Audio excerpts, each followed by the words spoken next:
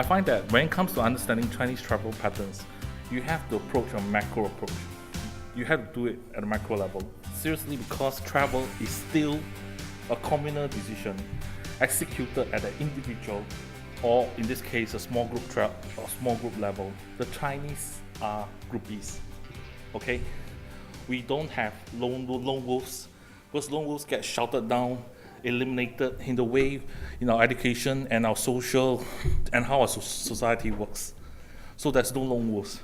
So the idea that Chinese free independent travelers are basically a different form of backpackers, that is something I must say doesn't exist.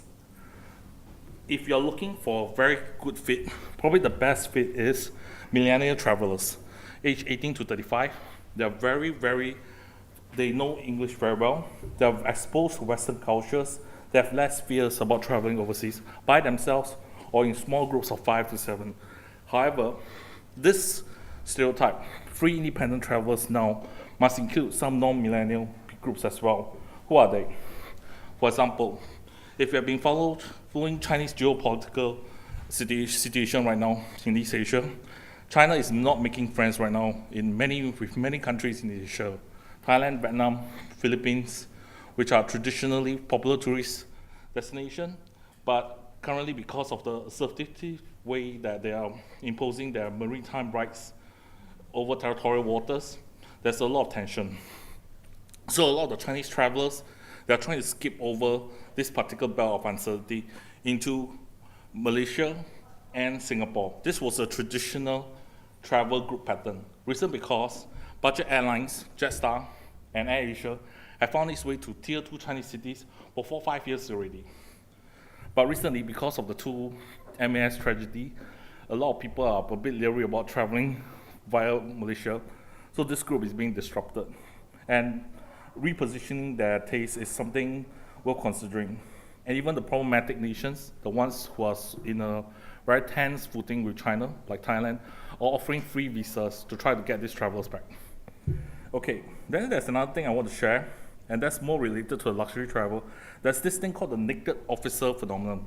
Naked officer is probably one of the worst translations I've ever seen for phenomena in China. But it's basically where the rich and government-connected travels like this. They send their kids ostensibly to study in a foreign country, but of course you don't want your kids to study in poverty. So you move like 30% of your income over with the kid. But then the mother misses the kid very much, because most of the time they only have single child because of single child policy. So the mother insists on going, and she brings over 50% of the family income over as well. So leaving the father, the so-called naked officer, behind. And right now, Xi Jinping is on the warpath to get rid of all these naked officers because he feels that they don't represent confidence in his government. So this is a lot of very interesting travel patterns that's happening, and they more or less can fit within this FIT grouping. Okay, there's a few things I want to talk at the macro level, and it will make sense towards the end of the presentation. One, social media is mobile media. If you look at this chart that is recently compiled, you notice that other than Facebook, most of the social media that's popularly used has a very strong mobile presence. In China alone, let's look at the key figure that you need to look at. 1,260 million people have a phone. The government plans to convert all of them to go online using their phone. So just focus on that. Your mobile media is going to be your social media platform of choice. 2, and this is very, very important.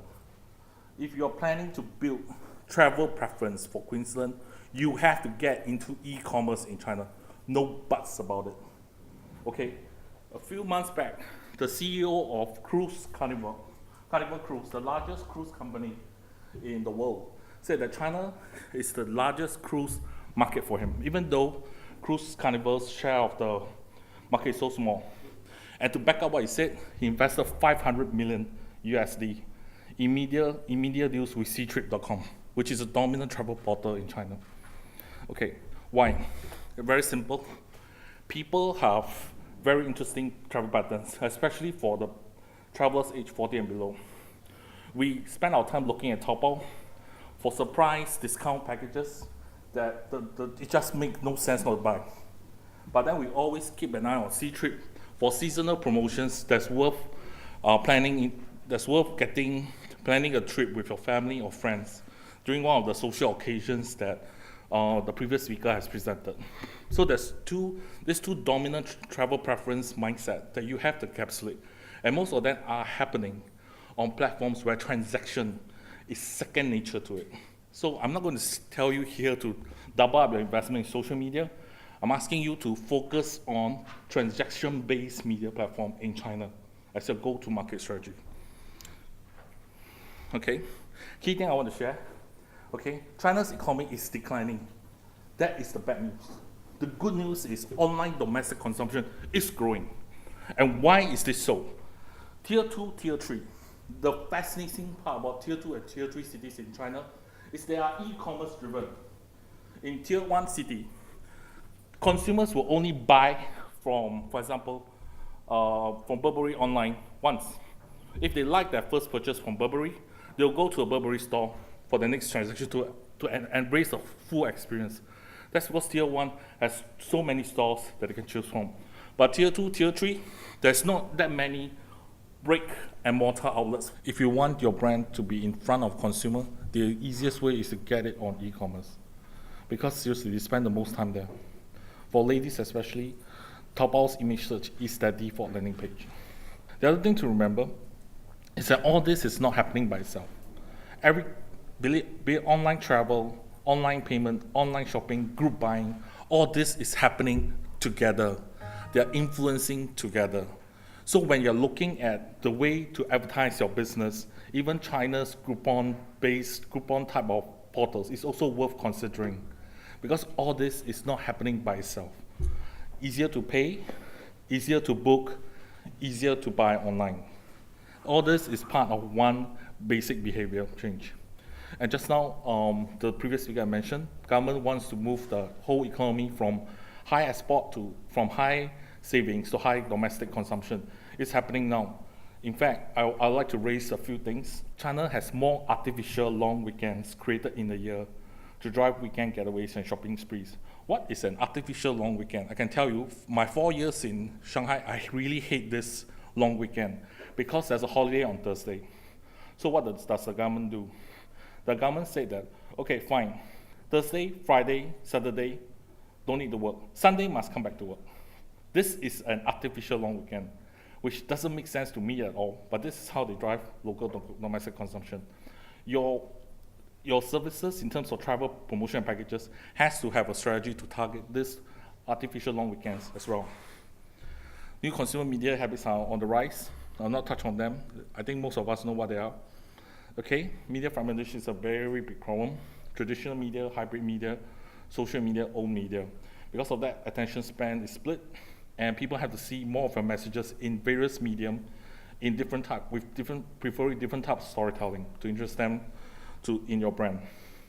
I have to say this upfront, social media marketing is on the wane. In fact, there is some colossal failures with WeChat, and Weibo is becoming less and less used in China. So opportunities to advertise for foreign brands is becoming less and less. So what should you do? Travel content marketing is worth its weight in gold. I'm not going to touch on this. New Zealand does probably the best areas in this. And they are doing a very good job at attracting FIT. 2 years ago, they got Yao Chen to take her honeymoon in New Zealand, film the living crap out of it. And then this year, they actually got 5 stars to take independent travels throughout New Zealand to actually promote a promotion package called Travel Like a Star. So they are definitely in this area already. Okay, last but not least, millennials. Millennials is the key FIT group segment that I'm going to cover today. They are very important. They are everywhere, even in Australia. And I'm going to move very quickly now. Video is a good way of targeting FIT and millennial travels to drive travel brand preference. This is one thing I want to highlight, especially in China, where video viewing and sharing is the key social behavior. Okay, I mentioned this before already. Growth in social media leads to growth in social commerce. So they are very much intertwined. Partly because social media provides a lot of social content, especially travel reviews, that actually help drive bookings. Okay, one thing we want to take note, travel is increasingly the prevalence of the affluent.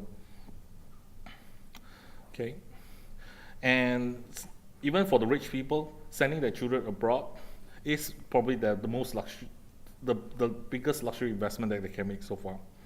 Okay, when it comes to this particular segment, it's not just driven by affluence, but increasing consumption. For example, average Chinese visitor to US on average spends about 6,000. They definitely don't fit your normal backpacker team. They go there prepared to spend. But what are they spending on? Exclusive experiences, gambling, luxury retail, golfing, other adventure-related activities that they can boast about to their friends.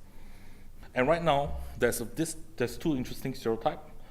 FIT, the term came from the Hotel.com 2013 China's International Travel Monitor. Okay, it made two interesting observations. One, that the Chinese travel actually form the world's 5th biggest spenders on hotel bookings. So they are actually they come here ready to spend. Second, about 70% of Chinese travelers now are traveling independently. They are making their own travel plans, and not saying they're traveling by themselves, they're traveling in groups formed by their friends and family. Okay, but why is this so? It's partly because there's a change of generation. In this thesis that I found, there's a younger generation under age 35. They are not just the future travel market, but they're different from the older generations. They're more adventurous, more autonomous, and they basically account for 90% of China's market share. Travelers under 45 now account for 90% of China's market share. That's why I said the millennial are your key target audience under FIT. Why are they so affluent and they're so young? Reason because they're China's little emperors. China had this one-child policy, and because of the one-child policy, these young people, they have the best of everything. Their parents just give them everything. Where they want to study, where they want to travel, they can just spend and spend. They have not gone through a single bad moment of their life. So McKinsey actually picked up on this as well. They call them the G2, the Generation 2. No concept of hard times. They don't save for the future. They just want to enhance their presence. Parents provide them with the best. And all this is a product of China's single-child policies. Okay. And this is the other thing. When it comes to independent, I would actually like to replace it with the word individuality. How can I boast about something if my same friends have the same experience? So they're looking for something different, their own unique story to tell, for example, about their job. So they want to choose their own job, choose their own boyfriend. Of course, they want to choose their own travel plan. They want to choose it in a way that they know their friends will not have the same one. Tourism in Queensland, I think you all picked up on the tour planning process quite well. Yes, it takes 1 to 3 months to plan. Sometimes it's spurred by, hey, I saw this Taobao package, 5 days, 3 nights for four people, and I step it up. Because it's so low, I can't resist it, and I just get 3 guys or 3 lady friends to go with me. That's it. It can be as spontaneous as that. Or I'm planning for a longer holiday. For example, teaming holiday, the tomb cleaning week, which is about 4 days. Besides just bringing my family to my grandfather's tomb to just give him a good clean, we might want to tour around the area as well. This is the key thing that I also want to share. That individualistic decision making is very important in that you have to let people know that there is a chance to personalize it. Okay, I'll stop here. Queensland shines on me, where it shines. Queensland shines on me, where Australia shines.